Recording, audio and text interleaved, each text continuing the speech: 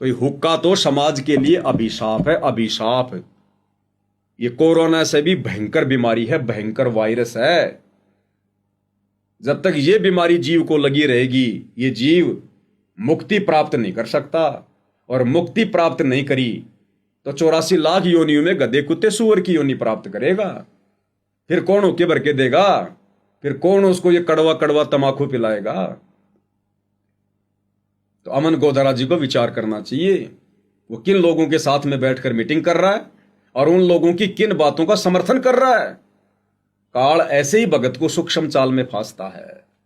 अमन गोदारा यहां सीधा सीधा हुक्के का समर्थन कर रहा है, और नादान संगत जो इन लोगों की ये वीडियो देखकर कुछ नहीं बोलती, इसका मतलब वो भी समर्थन में है, ऑटोमेटिक समर्थन में आ जाते हैं। तो अमन गोदारा जी क्या कह रहे हैं कि हमारे लिए माननीय है, सम्माननीय है। सम्मान करते हैं तो आज भी हम अपनी खापों का सम्मान करते हैं, तो आज भी हम अपनी खापों का सम्मान करते हैं, तो आज भी हम अपनी खापों का सम्मान करते हैं, तो आज भी हम अपनी खापों का सम्मान करते हैं।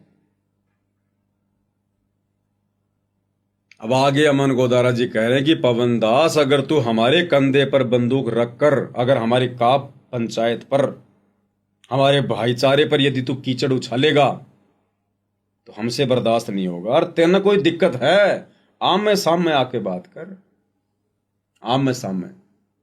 अब आमने सामने का मतलब क्या है? लड़ाई। कहते हैं हमने तेरे को पहले भी सुधारा था और अब भी सुधार देंगे, पहले भी सुधारा था और अब भी सुधार देंगे। यानी एक बार 2016 में जयपुर में ये सतलोक आश्रम वाले मुख्य लोग आए और इन्होंने मुझ पवन दास को घर में बंद करके जानवर की तरह मारा। इन्होंने अपनी हैवानियत दिखाई कि हम कितने भगत हैं, केवल इस बात को लेकर कि मैं शुरू से गुरुदेव के ज्ञान आधार से इनके हर एक भक्ति विरुद्ध कुकर्मों के ऊपर वीडियो बनाता आ रहा हूं, संगत को जगाता आ रहा हूं, संगत को मर्यादाओं के प्रति सचेत करता आ रहा हूं, गुरुदेव के सत्संग सुनाकर, जो कि सतगुरु के प्रत्येक भगत का कर्तव्य बनता है। भाई सतगुरु से यह तत्व ज्ञान लेने के बाद में अपने भगत भाई बहनों को कौन समझाएगा? वही समझाएगा ना जिसको सतगुरु का तत्व ज्ञान प्राप्त है। जगत वालों को तो इस ज्ञान की छींट भी नहीं है, जगत वाले तो एबीसीडी भी नहीं जानते सृष्टि रचना की, इस ज्ञान की, इन मर्यादाओं की। तो सतगुरु के भक्तों को कौन समझाएगा? सतगुरु का भगत है। और सतगुरु ने भी अपने सत्संग में कहा है, अगर कोई पुराना भगत है, अच्छी अच्छी बातें वो बताता है, बहुत अच्छी बात है, गदगद हो जाओ उसकी बातें सुन के, और ये सोचो कि ये ज्ञान इसका नहीं है, ये मेरे गुरुजी ने इसको दिया है, और उसके द्वारा कही गई बातों पे अमल करो। और आपने नाम ले रखा है और फिर कोई चर्चा चलती है, ऐसी कोई बात नहीं, फिर भी सुनो।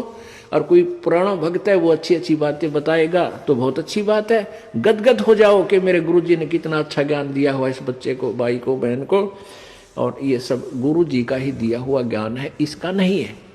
और कोई पुराना भक्त है वो अच्छी अच्छी बातें बताएगा तो बहुत अच्छी बात है, गदगद हो जाओ कि मेरे गुरुजी ने कितना अच्छा ज्ञान दिया हुआ इस बच्चे को, भाई को, बहन को, और ये सब गुरुजी का ही दिया हुआ ज्ञान है, इसका नहीं है। तो भगत को तो भगत ही समझाएगा ना। तो इन सब बातों को लेकर इन आश्रम वालों को लगा कि हमारा धार्मिक धंधा इस प्रकार से तो बंद हो जाएगा, संगत हमारे आश्रम में आना बंद कर देगी, हमें ज्योति पाठ और दान का पैसा देना बंद कर देगी, फिर हमारी राजनीतियां कैसे होंगी, हमारी मनमानियां कैसे होंगी। इस बात को लेकर इन्होंने मेरे से द्वेष पाल लिया। और जयपुर में इन्होंने 2016 में मेरे घर पर आकर, मैंने तो एक भाई की तरह इनका मान सम्मान किया, घर वाले इनके लिए खाना बना रहे थे, इन्होंने अचानक से 8-10 आदमियों ने घर वालों को रसोई में बंद कर दिया और कहा कि अगर आवाज करी तो जान से मार देंगे। और मुझ पवन दास को ये 8-10 जने वहां पर जानवर की तरह लट्ठों से मार कर गए। उसके बावजूद भी हमने इनका बुरा नहीं चाहा, परमात्मा पे छोड़ दिया कि समय आने पर जैसे इनके कर्म है ये अपने स्वयं भोगेंगे, हमने तो अपने गुरुदेव के पद चिन्हों पर चलना है। तो कह रहे आमे सामने आके बात कर। अब आमे सामने होने का मतलब क्या है? मार पिटाई। तो इन कार्यों की इजाजत हमें गुरुदेव भगवान ने नहीं दी है। ये आमने सामने होकर इस प्रकार से सच्चाई बताने का ये मार्ग नहीं है, क्योंकि वर्तमान में सहनशीलता किसी के अंदर नहीं है, धैर्य किसी के अंदर नहीं है, सच्चाई को सुनना देखना कोई नहीं चाहता। इसलिए परमात्मा ने हमें सोशल मीडिया दी है, ये यूट्यूब दिया है, फेसबुक दी है, इंस्टाग्राम दिया है कि घर बैठे बैठे संदेशा दो। जिसने समझना होगा, आत्म कल्याण करवाना होगा, वो समझ लेगा और बाकी अपने जाड़ पीस के रह जाएंगे। हमारा भी बचाव हो जाएगा और सच्चाई भी उन लोगों तक पहुंच जाएगी। तो आमने सामने आने का मतलब लड़ाई झगड़ा वो हम नहीं करेंगे। हाँ, जब गुरुदेव भगवान आ जाएंगे अपनी लीला पूरी करके, मिशन को पूरा करके, तब आएंगे हम, आमने सामने भी आएंगे। उस समय कर लेना आप लोगों ने जो भी कुछ करना होगा। हम तो भगत, हम तो सहन करेंगे। मारोगे तो मार खा लेंगे, गालियां दोगे तो गालियां खा लेंगे। हमें तो गुरुदेव ने सहन करना सिखाया। तो कह रहे आमी सामी आके बात कर। ये एक स्टेट कोऑर्डिनेटर की भाषा है ये, जिसको संगत अपना मार्गदर्शक समझ रही है, जो स्वयं इतना आग बबूला है, जिसके स्वयं के अंदर इतनी नफरत भरी हुई है, राग द्वेष भरा हुआ है, संगत का क्या मार्गदर्शन करेगा। इसीलिए तो लाखों की संगत आज बर्बादी के मार्ग पर जा रही है। सबकी मर्यादाएं टूटी हुई है, सच्चाई को कोई सुनना ही नहीं चाहता, स्वीकार ही नहीं करना चाहता, अंधेरे में रहना चाहते हैं लोग। लेकिन फिर भी हमारा प्रयास है भूले भटके भाई बहनों को रास्ता दिखाने का, वो हम गुरुदेव के आशीर्वाद से दिखाते रहेंगे। तो क्या कह रहे हैं अमन गोदारा जी, सामिया?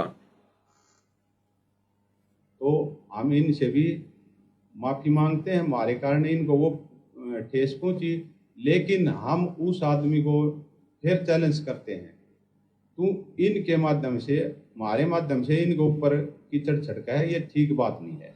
भाई मैं आप लोगों के माध्यम से, आप शतलोक आश्रम वालों के माध्यम से किसी के ऊपर कोई कीचड़ नहीं उछाल रहा, ना मैं उछाल सकता, ना मेरा कोई मकसद है। मेरी किसी से कोई दुश्मनी थोड़ी है। इन खाप पंचायत के लोगों ने मेरी को जमीन थोड़ी हड़प रखी है जो मैं इनके ऊपर कोई कीचड़ उछालूंगा।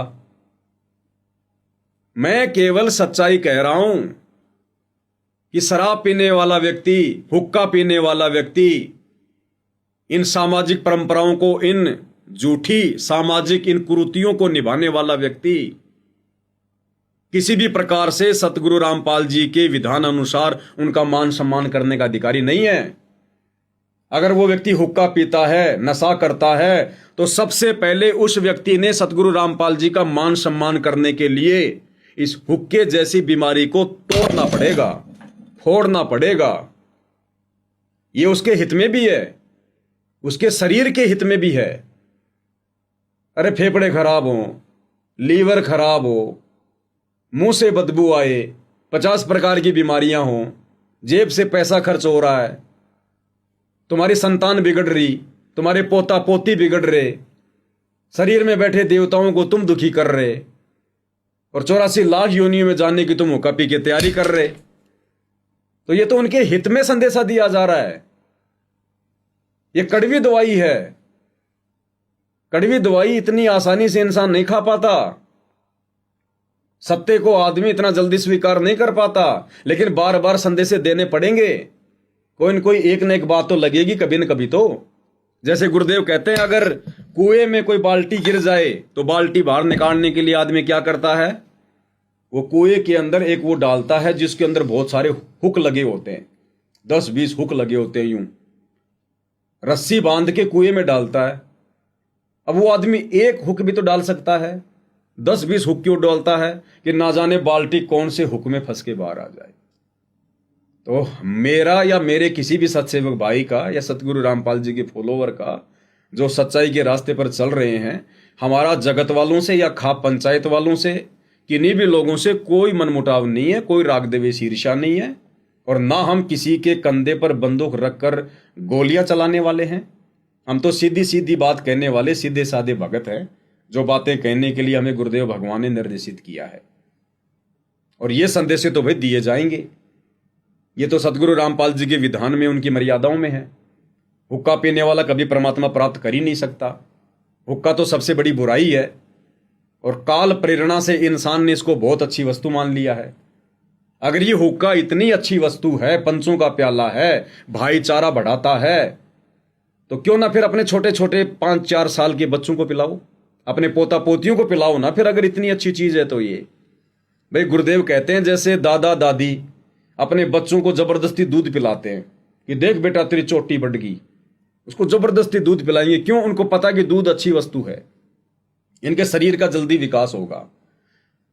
अब अगर ये हुक्का इतनी अच्छी वस्तु है तो क्यों ना अपने पोता पोतियों को पिलाओ ना फिर ये, उनको क्यों नहीं पिलाते फिर ये? और कहते हैं फिर भाईचारे का प्रतीक है हुक्का, से भाईचारा बढ़ता है। 5 आदमी बैठ के हुक्का पीते हैं, भाईचारा बढ़ता है। अरे वो व्यक्ति फिर तुम्हारा मित्र नहीं है, तुम्हारा यार नहीं है, वो तो हुक्के का यार है। वो तो तेरी उस तमाकू का यार है जो उस तमाकू के बहाने तेरे पास में आता है।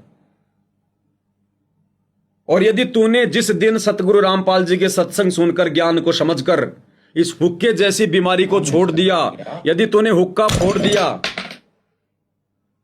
और यदि उसके बाद वो व्यक्ति तेरे पास में नहीं आता है जो केवल हुक्का पीने आता था, तो वो तो हुक्के का यार था, वो तेरा यार नहीं था।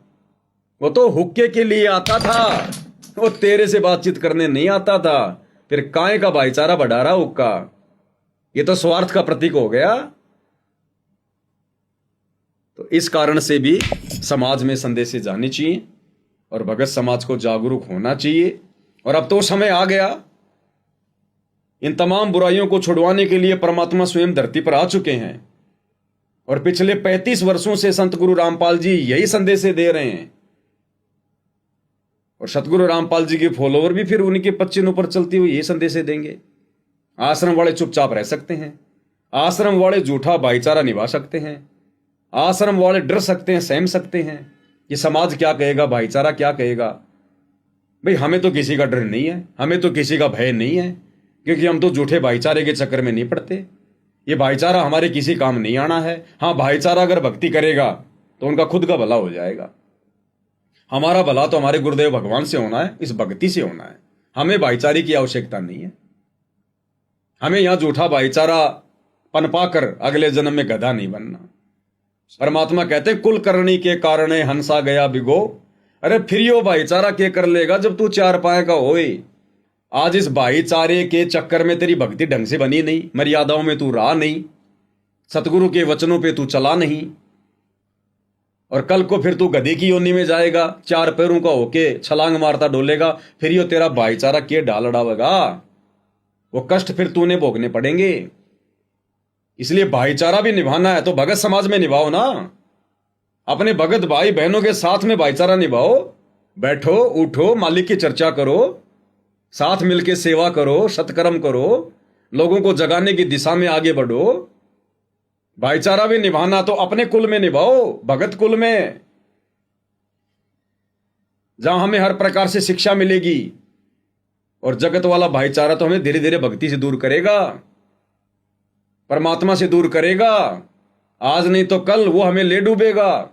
बिना सत्संगी के पास बैठने में भी आपको पाप लगेगा, आपका भजन भंग हो सकता है।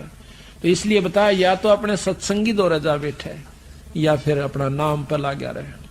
अगर आप किसी दूसरे के पास बैठोगे हुक्का पाड़ पे, तो जान देने का लो पी लो न मेरे यार, तो नो कहेगा ना मन तो छोड़ दिया। क्यों क्या हो गया भाई, नाम ले लिया, ओ तुरे सोचू खा कर बिल्ली नो कहा आज करन चाली, यानी 36 ताने मारेगा।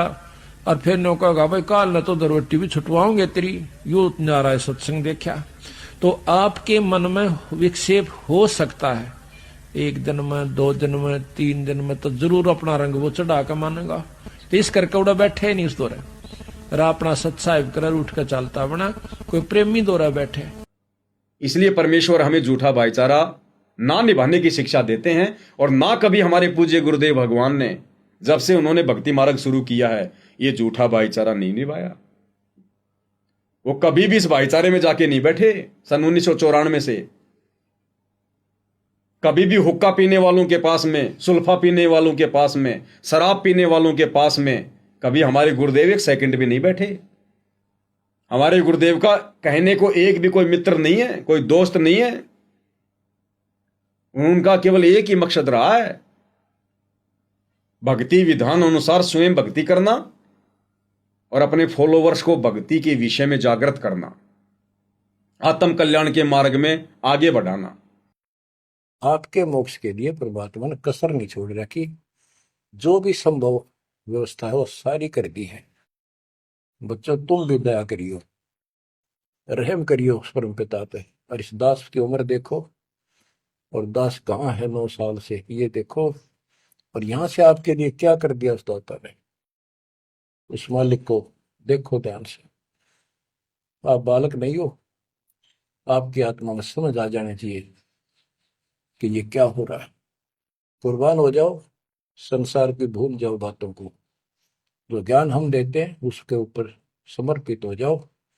तन मन धन सब अर्पिए, भक्ति मुक्ति के काज, जिनके उनमें बंदगी करके इंद्र का राज। तो सच्चा भगत भी तो वही करेगा, अपने गुरु के पद चिन्हों पर चलेगा, या फिर हुक्का पीने वालों का समर्थन करेगा, नशेड़ियों का समर्थन करेगा, नशेड़ियों से भाईचारा बढ़ाएगा जिस प्रकार से आश्रम वाले बढ़ा रहे हैं। अरे गुरुदेव कहते हैं जिन बातों से गुरु दुख पावे उन बातों को दूर भगावे। तो हुक्का पीने वालों से तो गुरुदेव नफरत करते हैं। जिन बातों से गुरु दुख पावे, हुक्का पीने वालों के पास में उठना बैठना, उनसे भाईचारा निभाना झूठा, उनका समर्थन करना, इन बातों से हमारे गुरुदेव दुखी होते हैं, नाराज होते हैं। और उसका उत्तर हम और जिस मंदबुद्धि व्यक्ति ने अपने गुरु को नाराज कर दिया, उससे बड़ा महापापी व्यक्ति फिर संसार में कोई नहीं। तो अमन गोदारा जी को करना तो ये चाहिए था जो आज हम कर रहे हैं। मुंह पे टकाटक इन लोगों को जवाब देना चाहिए था कि प्रधानों, हमारे आश्रमों में प्रधानी नहीं चलती, यहां तो दासातन चलता है, यहां तो भक्तिपना चलता है। और भाई ये तो पवित्र भूमि है ये आश्रम। अरे गुरुदेव ने एक सत्संग में क्या कहा कि मंदिर में क्या होता है, शुद्धता होती है, बीड़ी सिगरेट पीने वाला व्यक्ति अंदर प्रवेश नहीं हो सकता। अगर मंदिर में भगवान आ सका है, अगर वो शुद्धता आप घर में रखो, क्या वहां को नहीं आवा? वो मंदिर में क्या शुद्धता होती है? बीड़ी शराब पीने वाला अंदर नहीं जाना चाहिए। एक मकान एक कमरे में अपना मंदिर बनाओ, भगवान की मूर्ति रखो, जोत लगाओ, उसमें अशुद्ध आदमी प्रवेश ना हो, परमात्मा वहां भी आका। ये आश्रम क्या है? ये आश्रम फिर वेश्यावृत्ति के अड्डे हैं क्या? भड़वागिरी के अड्डे हैं क्या? फिर इन आश्रमों में ऐसे व्यक्तियों को क्यों प्रवेश करने दिया जा रहा है? जो व्यक्ति नशा करते हैं, हुक्का पीते हैं, शराब पीते हैं, मांस खाते हैं, तमाम प्रकार की बुराइयां करते हैं, राजनीति करते हैं, फिर ऐसे व्यक्तियों को क्यों एंट्री दी जा रही है? केवल उन्हीं व्यक्तियों को एंट्री दी जानी चाहिए जो व्यक्ति सतगुरु रामपाल जी का ज्ञान समझकर नाम दीक्षा लेने के मकसद से आश्रम में आ रहा है। अन्यथा मेन गेट पर उस व्यक्ति की एंट्री नहीं होनी चाहिए, चाहे वो देश का मुख्यमंत्री क्यों ना हो। और ये हुक्का पाड़ों को आश्रमों में बैठा बैठा के उनको बढ़िया बढ़िया भोजन खिला रहे हैं, उनके साथ में झूठा भाईचारा निभा रहे हैं। ये तो सतगुरु की मान मर्यादाओं के खिलाफ हो रहा है। जब एक मंदिर का पुजारी मंदिर में नशा करने वाले को अंदर एंटर नहीं होने देता, जबकि उन मंदिरों में तो वो पत्थर के देव हैं, और ये कहते हैं कि हमारे गुरुजी भगवान है, परमात्मा है। अब उस परमात्मा के आश्रम क्या होंगे? फिर दुनिया के सबसे शुद्ध मंदिर होंगे। फिर उन मंदिरों में इन जगत वालों का एंट्री क्यों दी जा रही है, जो केवल घूमने फिरने के मकसद से आ रहे हैं, झूठी राजनीति करने के मकसद से आ रहे हैं? क्या ये सतगुरु के ज्ञान की तोहिन नहीं है? क्या ये सतगुरु की मर्यादाओं की धज्जियां नहीं उड़ाई जा रही?